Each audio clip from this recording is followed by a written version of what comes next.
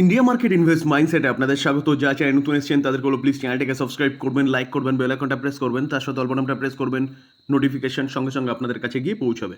Sir, এই ভিডিওতে first যে নিউজটা নিয়ে আলোচনা করতে চলেছি সেটা কিন্তু ধামাকেদার নিউজ, যেটা আপনারা থাম্বনেলে দেখে হয়তো বুঝে গেছেন। দেখুন, আজকের দিনে দেখলে দেখাবে এই কোম্পানিটা 5% আপার সার্কিট মেরেছে। এই যে সার্কিটটা মেরেছে না, এটা কখন মেরেছে? ঠিক মার্কেট ক্লোজ হয়ে যাওয়ার বেশ খানিকক্ষণ আগে দেখলে দেখা যাবে। দেখুন, ওই দেড়টার পরে পরে কিন্তু 1:40 পরে পরে এই সার্কিটটা মেরেছে। যদি সার্কিটটার ধরন দেখেন তাহলে দেখলে দেখা যাবে নিউজটা এসছে আর সঙ্গে সঙ্গে একটা স্পাইক দিয়ে কোম্পানিটা একটা সার্কিট মেরেছে। এই কোম্পানিটা ট্রেড করছে কত? 4,270। আমি যদি রিটার্ন দেখি, দেখুন 6 মাসে কোম্পানিটা কীরকম রিটার্ন দিয়েছে।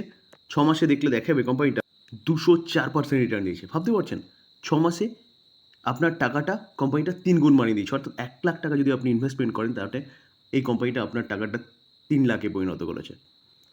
আমরা যদি 1 বছরে দেখি, দেখলে দেখা যাবে দেখুন 1 বছরে কোম্পানিটা 388% রিটার্ন দিয়েছে। ভাবতে পারছেন? আমরা যদি 5 বছরে দেখি তাহলে দেখলে দেখা যাবে 1,500% রিটার্ন দিয়েছে। তো স্যার, এই কোম্পানিটাকে কী নিউজ পাওয়া যাচ্ছে? চলুন আগে নিউজটা দেখে নিই। স্যার, নিউজে যাওয়ার আগে আমরা দেখে নিই আমরা কোন কোম্পানি নিয়ে আলোচনা করছি। দেখুন, শক্তি পাম্প। তো শক্তি পাম্প এই কোম্পানিটা এতটা ভালো রিটার্ন বানিয়ে দিয়েছে কেন? দেখুন, গভর্নমেন্ট যেরকম সোলার রুফটপ নিয়ে কাজ করছে সেরকম কিন্তু বলতে পারেন যে পাম্পিং সেক্টরে, অর্থাৎ বলতে পারেন কৃষি সেক্টরে সোলার রুফটপের মাধ্যমে পাম্পের দ্বারা জল ওঠানোর প্রক্রিয়াকরণ কিন্তু চালাচ্ছে, যার জন্যে কিন্তু এই পাম্প কোম্পানিগুলো বিজনেস কয়েক গুণ বেড়ে গেছে। যেখানে সোলার রুফটপের মাধ্যমে, অর্থাৎ সৌরশক্তির মাধ্যমে কিন্তু এই পাম্পগুলো কাজ করবে এবং কৃষিক্ষেত্রে অনেক, চাষের ক্ষেত্রে বলতে পারেন অনেক সহজ হচ্ছে, বা কম মূল্যে কৃষি ব্যবস্থা কিন্তু সম্পূর্ণ হচ্ছে, সেচ ব্যবস্থা। মূলত এই কারণে এই কোম্পানিটা কিন্তু এতটা ভালো রিটার্ন বানিয়ে দিয়েছে। দেখুন স্যার, কোম্পানিটা আজকে 5% আপার সার্কিট মারার পিছনে কারণ কি? কারণ হচ্ছে কোম্পানিটার বোর্ড প্ল্যান করছে 1:5 বোনাস দেওয়ার। প্ল্যান করছে কেন বলছি? কারণ এটা জাস্ট মানে একটা প্রস্তাব আনা হয়েছে, এখন অ্যাপ্রুভাল দরকার হবে। কার? বোর্ডের। দেখুন, আজকেরই নিউজ, জাস্ট মার্কেট ক্লোজ হয়ে যাওয়ার অর্থাৎ 1:40 নাগাদ এসছে। বোর্ড অফ ডিরেক্টর কবে মিটিং করতে চলেছে? 7ই অক্টোবর। অর্থাৎ 7ই অক্টোবর মন্ডেতে কিন্তু আমরা জানতে পারবো যে কোম্পানিটা বোনাস দিচ্ছে কি না। কোম্পানিটার ফেস ভ্যালু কী আছে? কোম্পানিটার ফেস ভ্যালু হচ্ছে 10 আর 5:1, অর্থাৎ যার কাছে একটা শেয়ার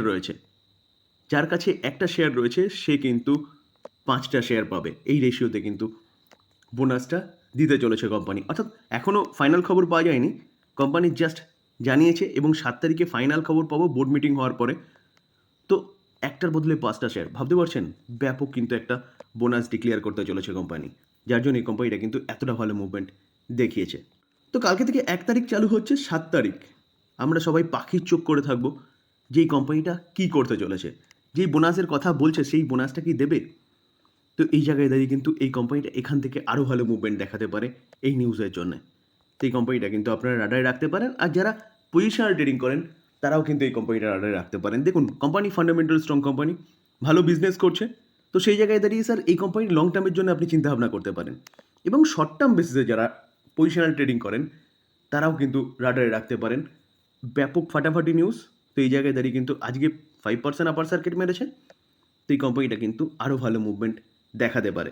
আমরা যদি মার্কেট ক্যাপ দেখি, 8,500 crore মার্কেট, অর্থাৎ একটা স্মল ক্যাপ ক্যাটাগরির কোম্পানি। পি রেশিও 36.7 রয়েছে, পি একদম নর্মাল রয়েছে। রিটার্ন অন ক্যাপিটাল এমপ্লয় দেখলে দেখা যাবে 31.4, রিটার্ন অন ইকুইটি 24.2, দুটো পারফেক্ট রয়েছে। ফেস ভ্যালু 10 রয়েছে, মানে কোম্পানি কিন্তু পরবর্তীকালে স্প্লিটও দিতে পারে। আমরা যদি প্রফিট দেখি, দেখলে দেখা যাবে নেট প্রফিট 2020-তে 76 ছিল, সেটা 65, 21-এ কমে এসেছিল, 22-এ আরও কমেছে। কমার পিছনে কারণ কিন্তু কোভিড বলতে পারেন। তার পাশাপাশি যখন থেকে গভর্নমেন্ট কী করেছে, এই সোলার নিয়ে কাজ শুরু করেছে পাম্পিং সেগমেন্টে বা কৃষি সেগমেন্টে, তখন থেকে কিন্তু কোম্পানি ভালো পারফরমেন্স দেখানো শুরু করেছে। তারপরে দেখুন 142 এবং 233। আমরা যদি সেলস গ্রোথ দেখি, সেলস গ্রোথ দেখলেও দেখতে পারবো যে 10 বছরে 17%, 5 বছরে 20%, 3 বছরে 14%, কারেন্ট ইয়ারে 121%, অর্থাৎ সেলস গ্রোথ বাড়ছে। প্রফিট গ্রোথ 19, 26, 23, 1323, প্রফিট গ্রোথও কিন্তু কন্টিনিউয়াসলি বাড়ছে। স্টক সিএজিআর গ্রোথ দেখলে দেখা যাবে, দেখুন কোম্পানিটা 10 বছরে 33% হারে, 5 বছরে 72%, 3 বছরে 82%, কারেন্ট ইয়ারে প্রায় 400% রিটার্ন দিয়েছে। রিটার্ন অন ইকুইটিও কিন্তু 14, 15, 17, 24, অর্থাৎ ইকুইটি থেকে রিটার্নও বাড়ছে। আমরা যদি শেয়ার হোল্ডিং প্যাটার্ন দেখি, জুন 2024 প্রোমোটার 51.57% স্টেক হোল্ড করছে, এফআইএস 2.5%-এর কাছাকাছি স্টেক হোল্ড করছে, যেখানে এফআইএস কিন্তু তার স্টেক সংখ্যা বাড়াচ্ছে। ডোমেস্টিক ইনস্টিটিউশন ইনভেস্টর, দেখুন ডোমেস্টিক ইনস্টিটিউশন ইনভেস্টরকেও দেখলে দেখা যাবে তেমন ছিল না, 0.22, 0.31 বাড়াতে 8%, এখন 6% আছে, অর্থাৎ এফআইএস এবং ডিআইএসও কিন্তু এই কোম্পানিটার দিকে আস্তে আস্তে এগোচ্ছে। পাবলিকের শেয়ার কমছে, এটা কিন্তু একটা ভালো নিউজ, যেখানে ইনস্টিটিউশন ইনভেস্টররা তার স্টেক সংখ্যা বাড়াচ্ছে এবং পাবলিকের স্টেক সংখ্যা কমছে। তো শেয়ার হোল্ডিং প্যাটার্নও কিন্তু ঠিকঠাক আছে বলতে পারেন। তো স্যার এই জায়গায় দাঁড়িয়ে কিন্তু এই কোম্পানিটা আপনি রাডারে রাখতে পারেন লং টার্ম ইনভেস্টমেন্টের জন্য, যেখানে গভর্নমেন্ট পিএম কুসুম যোজনা, অর্থাৎ কৃষিক্ষেত্রে যে সোলার রুফটপের মাধ্যমে যে পাম্পিং ব্যবস্থাটা চালু করেছে, সেখানে কিন্তু বেস্ট প্লেয়ার এই কোম্পানিটা। স্যার ক্রুড অয়েল, এই ক্রুড অয়েল অনেক বিজনেসের কিন্তু কাঁচামাল হিসেবে ব্যবহৃত হয়, তার মধ্যে অন্যতম হচ্ছে পেন্ট সেক্টর। ক্রুড অয়েলের দাম যত বাড়বে তত কিন্তু পেন্ট সেক্টরের কোম্পানিগুলোর কী হবে, খরচা বাড়বে। তো খরচা বাড়লে স্বাভাবিকভাবে ইনকাম কমবে। তো এরকমই একটা খারাপ নিউজ কিন্তু পাওয়া যাচ্ছে পেন্ট সেক্টরের কোম্পানিগুলোকে নিয়ে। চলুন নিউজটা কি সেটা আগে দেখে নিই। দেখুন এই আর্টিকেল দেখলে দেখা যাবে যে অয়েলের প্রাইস স্লিপিং, অর্থাৎ অয়েলের প্রাইস কমছিল, মানে একদম বছরের বলতে পারেন যে বছরের একদম নিচে চলে এসেছিল অয়েলের প্রাইস, ক্রুড অয়েলের। তো ক্রুড অয়েলের প্রাইস যখন নিচে চলে এসেছিল না, তখন মর্গান স্ট্যানলি, একটা দিগ্গজ ব্রোকিং হাউস, তারা কী করেছিল, তারা বাই কল দিয়েছিল পেন্ট সেক্টরের কোম্পানি, কোন কোন কোম্পানি, এশিয়ান পেন্ট এবং বার্জার পেন্টকে নিয়ে। তো এই জন্যে কিন্তু বিভিন্ন ব্রোকিং হাউস কী করেছিল, এস্টিমেট করেছিল যে এই দুটো কোম্পানির কিন্তু প্রফিট বাড়তে চলেছে। তো প্রফিট বাড়ার জন্য তারা আপসাইড মুভমেন্টের কথা বলছিল 19%। তো এই জায়গায় দাঁড়িয়ে কিন্তু এখন আবার মর্গান স্ট্যানলি এই কোম্পানিটার, এই ব্রোকিং হাউসটার কাছ থেকে কিন্তু এক উল্টো শুট শোনা যাচ্ছে। দেখুন মর্গান স্ট্যানলি এশিয়ান পেন্টের টার্গেট কী দিয়েছে, 2522, ডাউন সাইড বলছে 24%, এবং তার পাশাপাশি বার্জার পেনকে টার্গেট কী দিচ্ছে, 497, এবং 20% ডাউন সাইড মুভমেন্টের কথা বলছে। কে বলছে, মর্গান স্ট্যানলি। কারণ হিসেবে তারা কি বলছে, মিডল ইস্টের টেনশন বাড়ছে, অর্থাৎ বিশেষ করে ইসরায়েল এবং হামাসের মধ্যে যে যুদ্ধ চলছে তার টেনশন বাড়ছে, আর যখনই সেখানে টেনশন বাড়ে না, তখনই ক্রুড অয়েলের দাম বাড়তে থাকে। আর ক্রুড অয়েলের দাম বাড়লে এই দুটো কোম্পানি, অর্থাৎ এশিয়ান পেন্ট এবং বার্জার পেন্টের মেন র ম্যাটেরিয়ালস কি, ক্রুড অয়েল। তো সেই জায়গায় দাঁড়িয়ে র ম্যাটেরিয়ালসের দাম বেড়ে যাচ্ছে। তো র ম্যাটেরিয়ালসের দাম বাড়লে স্বাভাবিকভাবেই বিজনেসে এফেক্ট পড়বে, আর বিজনেসে এফেক্ট পড়লে মার্জিন কমবে। তার জন্যই কিন্তু এই দুটো কোম্পানিকে এতটা ডাউন সাইড মুভমেন্টের কথা বলছে, এশিয়ান পেন্টকে 24%, বার্জার পেন্টকে 20%।